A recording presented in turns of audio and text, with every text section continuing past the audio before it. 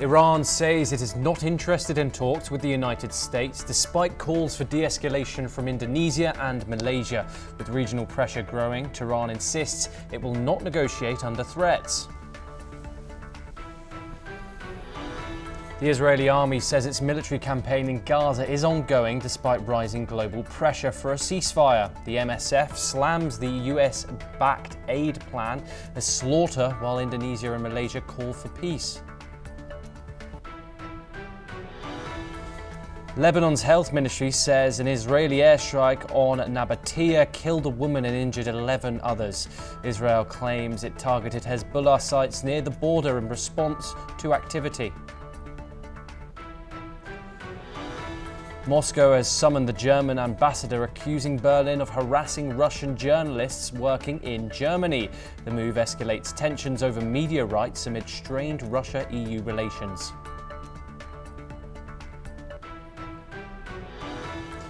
A Russian missile attack on Dnipropetrovsk has killed 3 people and left 14 injured, Ukrainian officials say. The strike comes amid a fresh wave of assaults on civilian areas. Russia says Estonia's plan to host nuclear-capable NATO aircraft is a direct threat to its national security. The Kremlin calls it a dangerous escalation along its western flank.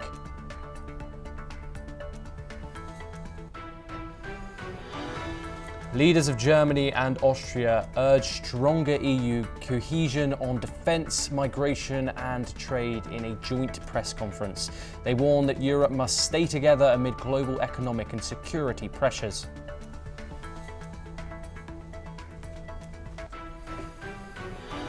Cambodia's Hun Sen accuses Thailand's Prime Minister of insulting the Cambodian monarchy, sparking a diplomatic storm. The Thai government has not yet responded, but tensions between the two neighbours are rising.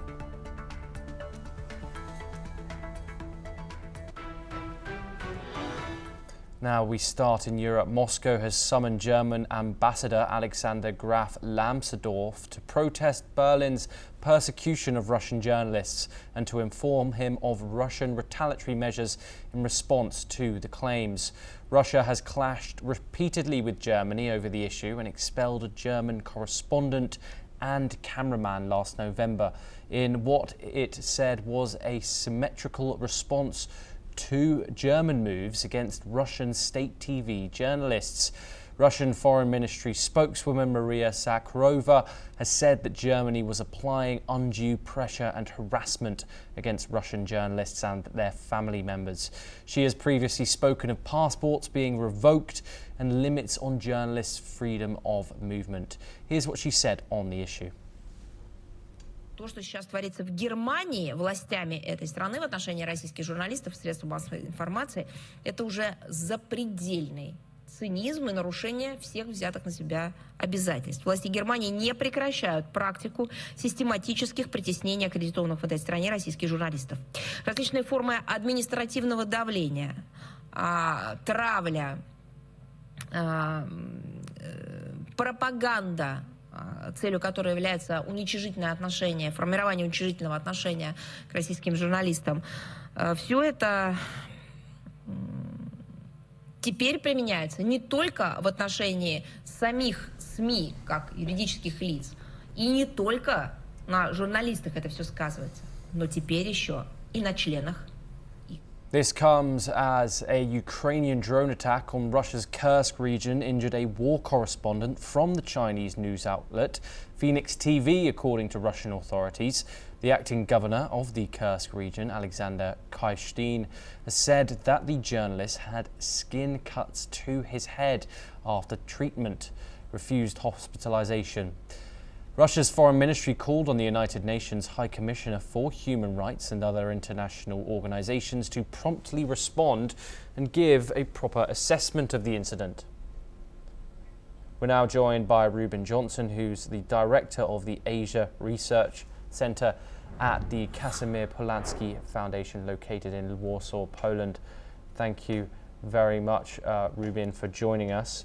I want to start off with this German journalist where the accusations are flying.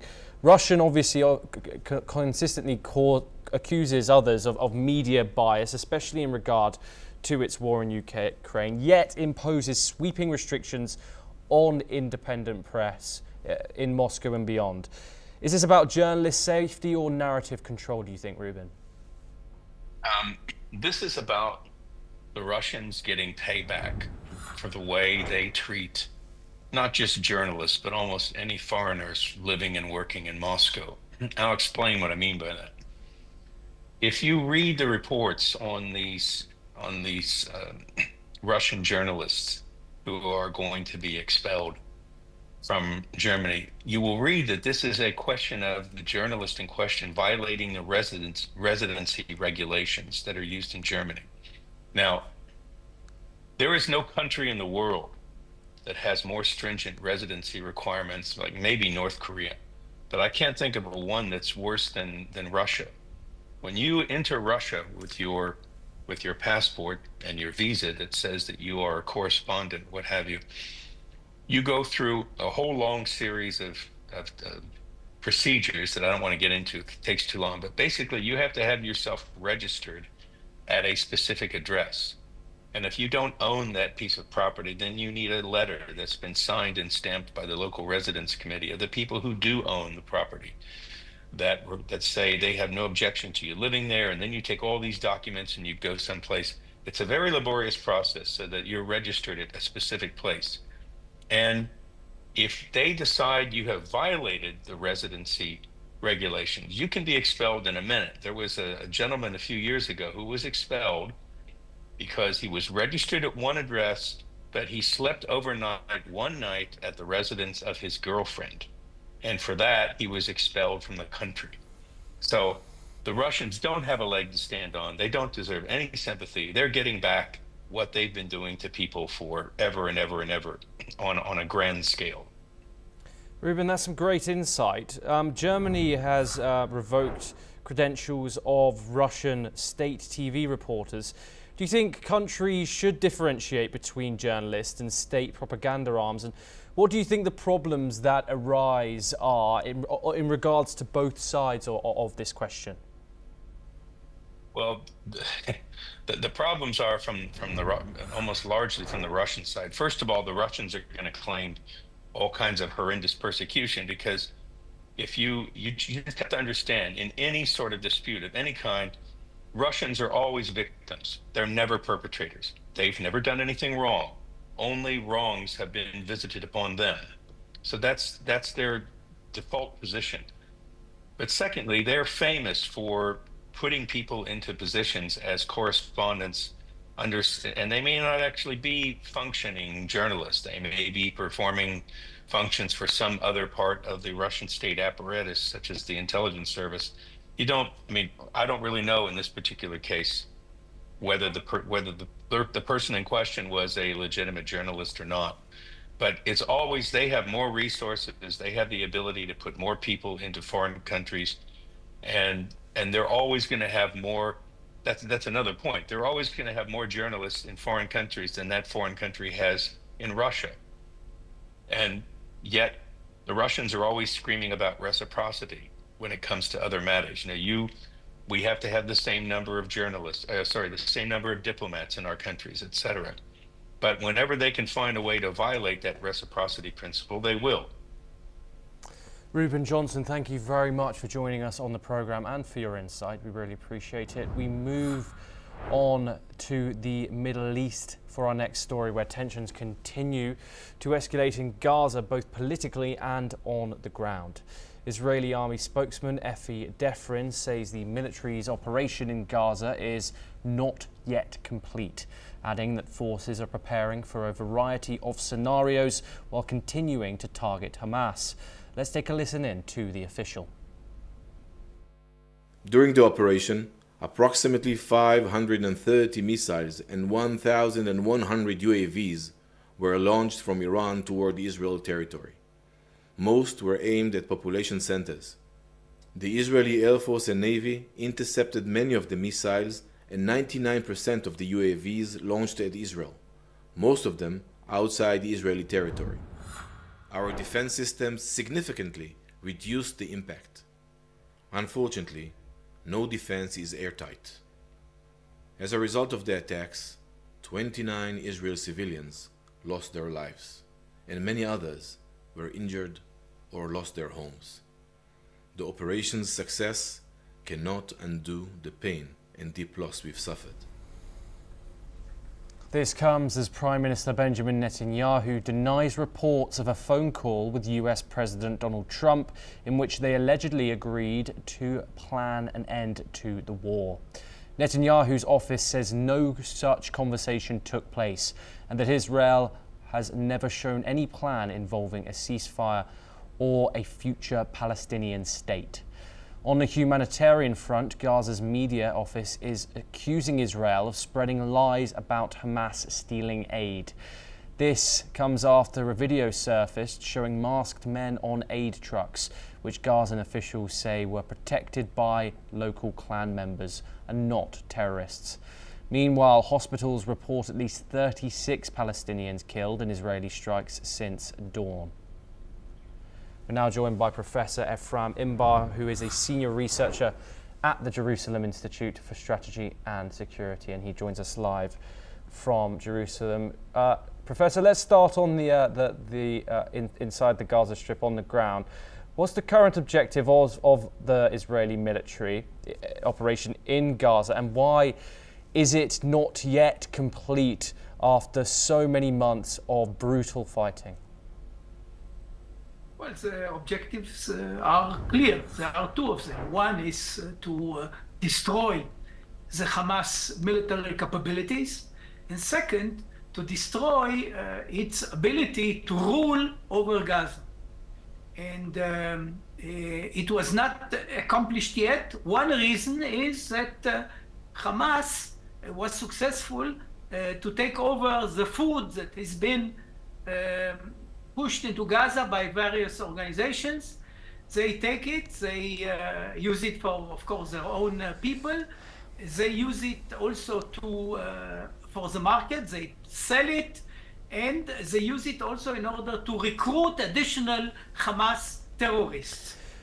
They give the terrorists food and take care also of their families, actually strengthening the grip of Hamas in Gaza. Professor Imbar, the Gaza's media office accuses Israel of spreading lies about Hamas stealing aid, which is what you just said. What is your response to that? Well, I think that Hamas can be accused of the same. Actually, their strategy is population-centric. They attack civilians, Israeli civilians. They use their own civilians as a shield against Israeli attacks, which is a violation of the rules of law. And actually, they are enjoying the loss of Gazan civilian lives in order to score propaganda points in the world.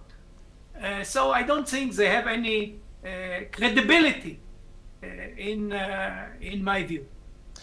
Yes, the IDF says it is targeting Hamas, but 36 Palestinians have been killed today, reportedly civilians. How does Israel justify these casualties? This is obviously a repeated affair. Along with this, Gaza's media office says Israel is lying about aid looted by Hamas.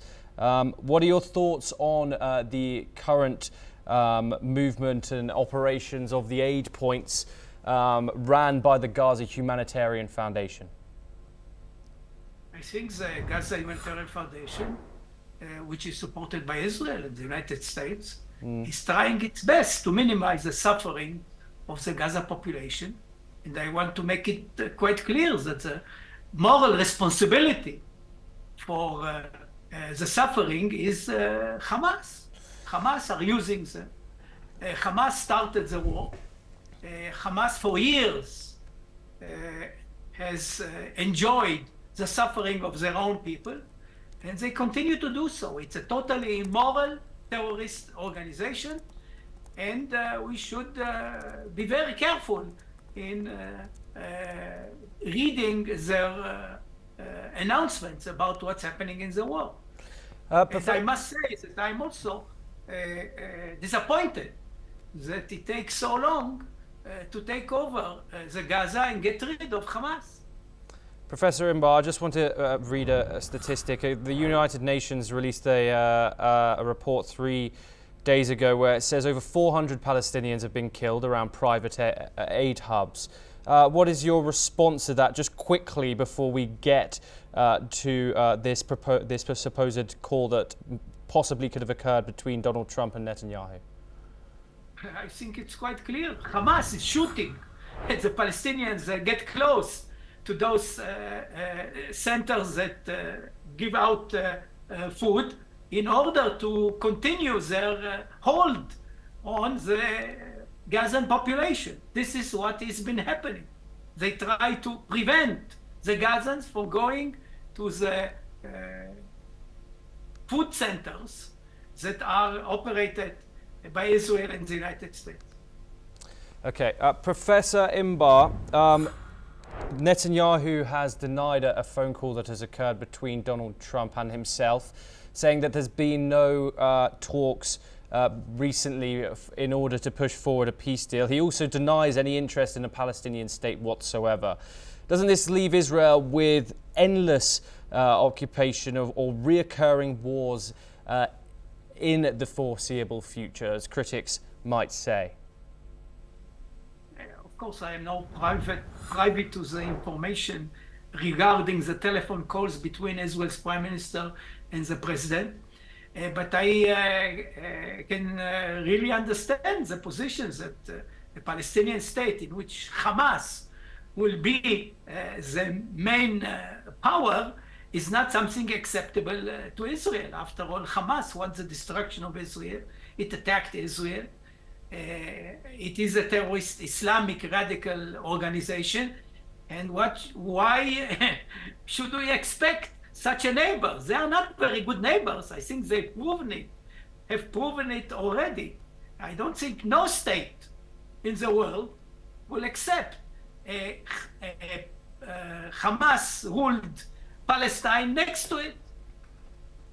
Okay, Professor Ephra Imbar, thank you very much for joining us on the programme and for your insight. We stay in the Middle East for our next story, where Israel's Air Force has launched a fierce wave of airstrikes on southern Lebanon, targeting what it says were underground assets belonging to Hezbollah. According to the Israeli military, fighter jets struck a site near the village of Tibnit, including a Hezbollah command center in the Beaufort mountain range. At least 12 strikes were reported in 2 waves, with powerful bunker buster bombs used to destroy what Israel calls a significant underground project. Explosions were heard on both sides of the border. Soon after, another strike hit an apartment building in the nearby city of Nebatia, killing 1 woman and injuring 11 others, and also collapsing the building's top floor. It remains unclear whether that strike targeted anyone specific inside. Lebanon's president and prime minister condemned the strikes and calling them a violation of the US brokered ceasefire that ended the 14-month war last November. Under that deal, Hezbollah was to stay away from border areas south of the Litani River. But Israel says the group was attempting to rebuild fortifications and terror infrastructure in violation of the agreement. Hezbollah has not commented on the strikes. Clerics in the region, however, vowed to stay firm, saying, quote, "We are steadfast no matter how much you bomb us." Today's escalation marks one of the most intense days of strikes since the ceasefire began, raising fears of a fresh round of conflict in the region. We move on once again. Iran says it has no plans to hold talks with the United States next week, despite claims from US President Donald Trump. Foreign Minister Abbas Araghchi says Tehran is still assessing whether talks serve its national interests. He blamed earlier breakdowns on strikes by the United States and Israel on Iran's nuclear sites. Irakchi confirmed damage to nuclear facilities was significant. He said future diplomacy will depend on those new realities. Meanwhile, Indonesia and Malaysia have urged a peaceful resolution to the Iran-Israel tensions and the ongoing Gaza crisis.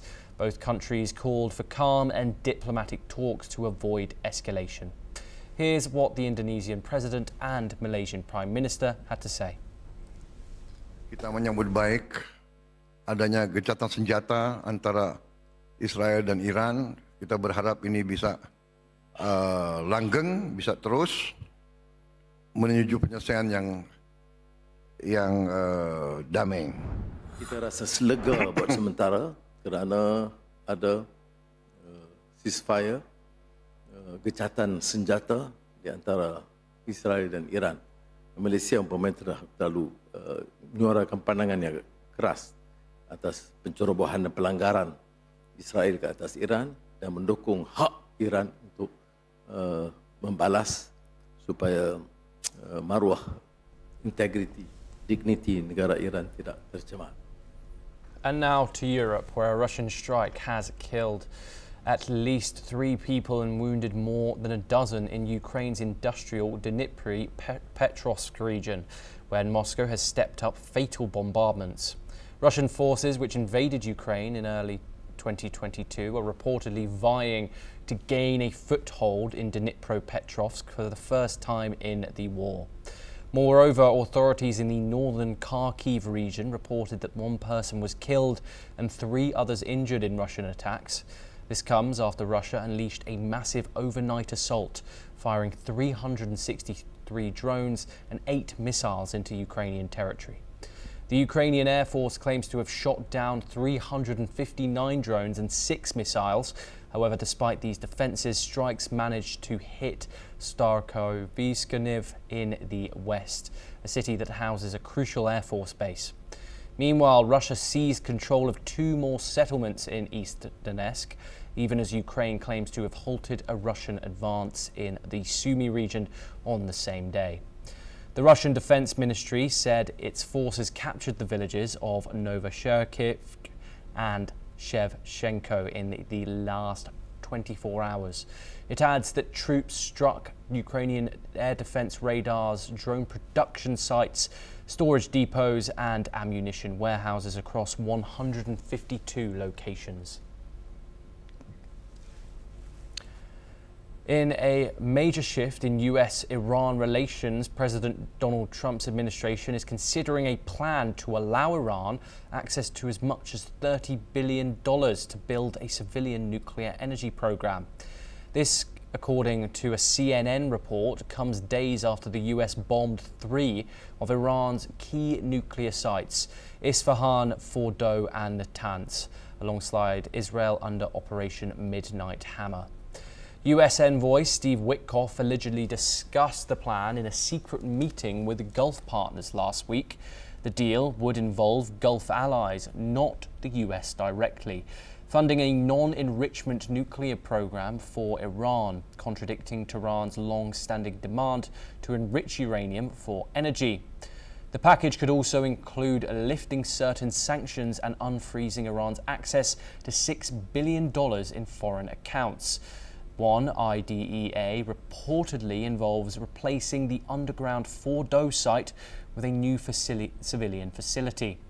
Trump has said talks with Iran could begin next week, but Iran's Foreign Minister Abbas Araghchi has denied any such plans. Meanwhile, reports claim Iran moved over 400 kilograms of uranium to a secret location before the strikes. Trump says the strikes obliterated Iran's nuclear sites, but some reports suggest the program was only delayed. Defense Secretary Pete Hegseth has dismissed those reports, saying he's seen no evidence of a moved stockpile. Now we move on over to Europe. Russia says Estonia's plan to allow NATO nuclear-capable aircraft on its territory is a direct threat to Moscow. Kremlin spokesman Dmitry Peskov issued the warning on state television on Friday, saying Estonia's intention cannot be ignored. RIA news agency quoted Peskov calling the move extremely dangerous, and he said the deployment of such aircraft close to Russia's borders could destabilize regional security. Estonia, a former Soviet republic and current NATO member, shares a land border with Russia.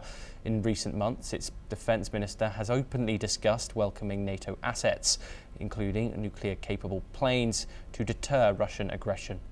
Moscow sees this as a major escalation. Peskov said Russia will take all necessary measures to ensure its security. He did not specify what actions would follow. Tensions between Russia and NATO have been rising since the start of the Ukraine war. Eastern European states like Estonia have pushed for stronger NATO presence to counter Russian moves. Estonia insists it has a right to defend itself and work closely with allies. But for now, no nuclear weapons have been deployed. But Russia says even the possibility is enough to raise serious concerns. Now we move to Southeast Asia, where tensions are rising between Cambodia and Thailand after a heated accusation from Cambodia's former Prime Minister Hun Sen. On Friday, Hun Sen publicly accused Thai Prime Minister Paetongtarn Shinawatra of insulting the Thai king, a serious charge in a country where royal defamation carries heavy penalties. The controversy centres around a leaked phone call between Paetongtarn and Hun Sen, in which she reportedly referred to a Thai military commander as an opponent. Hun Sen claimed this was an insult to the king, who officially anoints all military leaders. The former Cambodian leader posted the full 17-minute phone call on Facebook, saying he wanted to show how the Thai Prime Minister committed a dirty act against her own country. The call also revealed concerns over a recent border clash that left a Cambodian soldier dead and resulted in heightened tensions and cross-border restrictions. The scandal comes as Paetongtarn, daughter of former leader Thaksin Shinawatra, faces her own political crisis. She's already under pressure ahead of a lese majeste trial involving her father. Critics are now calling for her to step down, claiming the phone call has brought disgrace to Thailand's highest institutions. With Thailand's strict laws against insulting the monarchy, this escalation could have serious political and legal consequences. Chinese President Xi Jinping met Ecuadorian President Daniel Noboa in Beijing, marking a new chapter in bilateral ties. The leaders celebrated 45 years of diplomatic relations, with Xi noting strong progress, especially through the Belt and Road Initiative and a free trade agreement signed earlier. President Xi said China and Ecuador have cooperated closely in energy, mining, power and infrastructure, and stressed a long-term strategic partnership. He called for deeper trust, mutual respect and greater exchanges on governance. Xi also encouraged further trade and cultural, educational and youth exchanges. President Noboa in China for the 2025 Summer Davos Forum praised China's rapid development and said Ecuador will never forget Beijing's economic support. Noboa said his country is committed to growing ties in trade, technology, culture and education, and wants to take the relationship even further. After their talks, both sides signed a cooperation plan to boost BRI projects, strengthening China's footprint in Latin America. Now, in a related development, Chinese Foreign Minister Wang will embark on a week-long diplomatic tour of Europe from June the 30th to July the 6th. The visit begins in Brussels, where Wang will attend the 13th round of China-EU high-level strategic dialogue. He is set to meet with top EU officials, including Belgium's Prime Minister Bart de Wever and Foreign Minister Maxime Prevot. The trip continues in Germany, where Wang will co-chair the 8th China-Germany strategic dialogue on diplomacy and security. The dialogue will address key bilateral issues and geopolitical concerns, including global security and economic cooperation. Wang's final stop will be France. There he will hold talks with French Foreign Minister Jean-Noël Barrot and engage in discussions on cultural and educational exchanges under the China-France high-level dialogue framework. This European tour takes place at the invitation of EU representative Kaja Kallas, Germany's Johann Friedel and Barrot. China sees this as a strategic move to reinforce ties with major European powers amid global uncertainty. The trip is expected to boost diplomatic coordination and enhance people-to-people links across China and the European Union. We now move back to the Middle East, where Israel's military has revealed sweeping details of a massive and unprecedented campaign against Iran, known as Operation Rising Lion, conducted during the 12-day conflict between the two arch-rivals. According to the Israel Defense Forces, the operation targeted over 900 locations inside Iran, including strategic missile sites, military facilities and nuclear infrastructure. The IDF claims that 200 missile launchers, half of Iran's stockpile, were destroyed. Missile and aircraft production centres supposedly preventing the manufacture of thousands of new missiles. CNN reports that the strikes also killed 11 Iranian nuclear scientists and 30 top security figures, including 3 high-ranking commanders. Defense Minister Israel Katz said in a Thursday interview that there was no window to assassinate Iran's supreme leader Ayatollah Ali Khamenei, but Israel would have taken him out if the chance had presented itself. The fighting began on June the 13th when Israel launched strikes on Iranian military, civilian and nuclear sites, killing over 600 people, according to Tehran. Iran retaliated with missile and drone attacks that killed 29 people in Israel and injured more than 3,000. We move on once again. German Chancellor Friedrich Merz on Friday reiterated his call for Iran to return to negotiations to prevent a further escalation of the conflict. Speaking at a joint news conference with his Austrian counterpart, Christopher Stocker, in Berlin, Merz said that European leaders held extensive discussions on Middle East tensions during their Brussels summit yesterday. He warned that Iran's pursuit of nuclear armament has already caused enough damage and urged Tehran to come to the table. Austrian Chancellor Stocker welcomed the ceasefire between Iran and Israel, calling it an important first step. He stressed the need for diplomatic follow-ups and urged Iran to continue cooperating with the UN's nuclear watchdog, the IAEA. Stocker said destabling monitoring mechanisms would only add to global uncertainty. Now let's turn back to the United States, where in the latest development, court in New York has adjourned for the day in the sex trafficking trial of Sean Diddy Combs. Defense closing arguments will begin tomorrow morning, expected to last around 3 hours, followed by an hour-long prosecution rebuttal. Once that concludes, the judge will instruct the 12-member jury on the law and the charges, after which deliberations will begin. Sean Diddy Combs has confirmed he will not testify in his ongoing federal sex trafficking trial. Speaking directly to the judge, the music mogul said that he was doing great and even praised the court, calling the judge's work excellent. This comes as prosecutors wrapped up a 6-week case, calling 34 witnesses to support charges of sex trafficking and racketeering. Among the most crucial testimonies, 2 of Combs' former partners, Cassie Ventura and a woman identified only as Jane. Both say they were coerced into marathon sex acts called freak-offs or hotel nights, which Combs allegedly watched, recorded and sometimes organised. Combs' defence argues the acts were consensual and part of a swinger lifestyle. His lawyers rested their case without calling any witnesses, instead pushing for their charges to be dismissed, a decision now left to the judge. Combs has pleaded not guilty and remains in federal custody, with judges previously ruling he poses a danger to the community.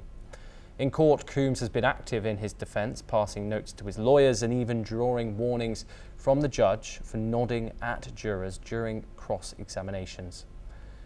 Jurors were shown over 40 minutes of videos of Combs' recorded of the alleged events. While some appeared uncomfortable, the defence says the footage proves consent and not coercion. We stay in the United States once again. US Treasury Secretary Scott Bessent says a trade deal with China could be wrapped up by Labor Day, but it's now up to Beijing to prove it wants a responsible partner. Bessent described the current moment as a de-escalation, noting that August the 12th, the next tariff review day, will hinge on China's response to US demands. He also said recent agreements will allow magnets to flow to everyone who received them before on a regular basis. A reference to rare earth materials needed for important industries. This, he says, is good economic policy, but ultimately the ball is in China's court. He emphasizes that a sustainable agreement depends on Beijing committing to de-escalate current tensions and honoring trade obligations. A royal scandal is shaking Norway. Police say Marius Borg Høiby, the 28-year-old son of Norway's crown princess Mette-Marit, is now suspected of multiple serious offences, including 3 counts of rape. The case dates back to his arrest in August of last year, originally on suspicion of assaulting his girlfriend. Since then, more allegations have emerged. On Friday, police announced they had completed their investigation and turned the case over to prosecutors who will decide whether to file formal charges. According to police, Høiby is suspected of 1 count of rape involving intercourse and 2 without. His lawyer says he denies all rape allegations, but the case goes so far beyond that. He's also suspected of 4 counts of sexually offensive behaviour, bodily harm, vandalism and abuse in a close relationship. Other allegations include violating restraining orders, issuing threats, insulting police and committing multiple traffic offences. Marius Borg Høiby is not a former member of the royal family and holds no official title. He is the son of Princess Mette-Marit from a previous relationship before her marriage to the Crown Prince Haakon. The case is now in the hands of prosecutors and a decision on charges is expected in the coming weeks.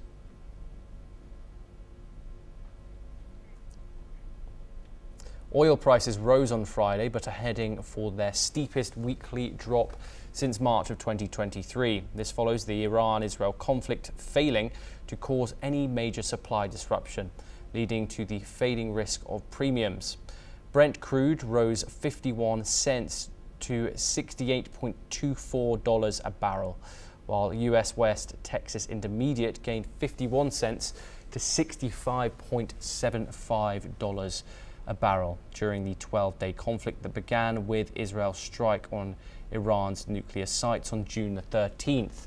Brent spiked above $80 before dropping to $67 after President Trump announced a ceasefire. Both contracts are set for a weekly decline of around 12%. Analysts say the market is now focusing on fundamentals and watching the upcoming July OPEC Plus meeting, where an output hike is expected. Oil prices are also supported by inventory reports showing strong draws in middle distillates in key regions, including US, Europe and Singapore. China's imports of Iranian oil surged in June with record buying before the conflict began. China remains the world's largest oil importer and a top buyer of Iranian crude.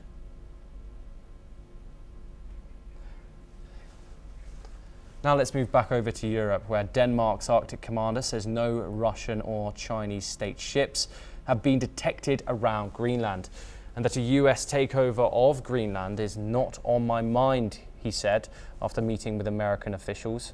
Søren Andersen, head of Denmark's Joint Arctic Command, told Reuters that he isn't losing sleep over US plans for Greenland, adding that military cooperation with the US remains strong. He emphasized that more must be done to deter any potential Russian aggression in the region. Denmark has boosted its military presence on the island for exercises, deploying a frigate, F-16S, Special Forces surveillance planes and dog sled patrols.